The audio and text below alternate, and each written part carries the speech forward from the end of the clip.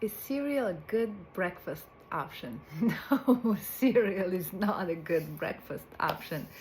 And it's definitely not a good dinner option. Thank you, Kellogg's, for trying to convince us otherwise. I'll tell you a story. As most of you know, I grew up in a communist country, and in the 80s in Romania, we didn't have any television, or if we did, it was just 30 minutes a day, and it was usually communist propaganda. So there were no commercials, there were no ads in a centralized economy. There is no equilibrium price, no marketing. You pretty much consume what the government tells you to consume, unless you figure out a way to make your own stuff, which is not really allowed. So I grew up eating the breakfast that my parents ate, and possibly my grandparents and my great-grandparents. So I was conditioned, when it comes to breakfast, culturally conditioned, I would say, by my environment. So I would wake up to eggs, hard-boiled eggs or fried eggs from our own chickens, and I had raw milk because we had our own cows. Sometimes I would have bread and jam. The bread would be purchased from the bakery in town, barely any ingredients, probably wheat flour, yeast, salt and water, and jam made by my mom from the fruits in our orchards. So that was breakfast for me during the communist era. And then when Romania became a free country, we started having more TV and consequently ads, and ads for cereal. And I wanted to eat cereal because I would watch it on TV, and I would watch these movies where kids and adults were eating cereal. So I asked my parents for cereal, which they got me. I believe it was Cocoa Puffs, and the box was about this big, and the cereal inside was only this much.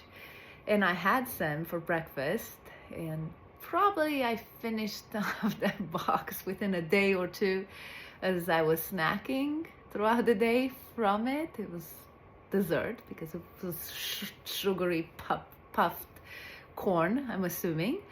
And I had that, but fortunately my parents either couldn't afford it or didn't really see the benefit having a cereal for breakfast, so they quit purchasing it. But that is an example of being influenced by the TV, by advertisements, and it's good to stop and think, who determines what we eat for breakfast? Who is telling us what breakfast foods are?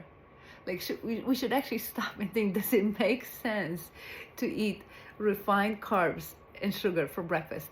And let's not forget about artificial colors and enriched wheat, bleached wheat, and high fructose corn syrup, or who knows what else it's in the cereal for breakfast. So please stop and think.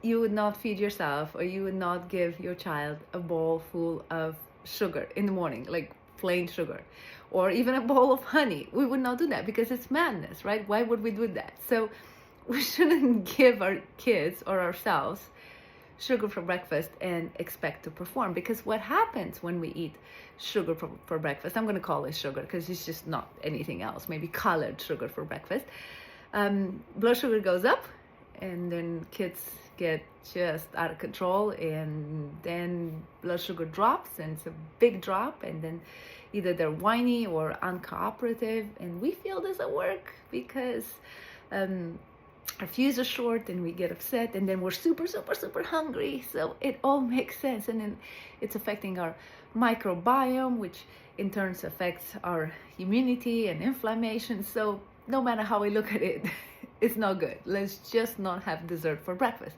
But if we're looking at, if we think first and we realize this just doesn't make any sense, right? We vote with our wallet, so we just should stop buying this.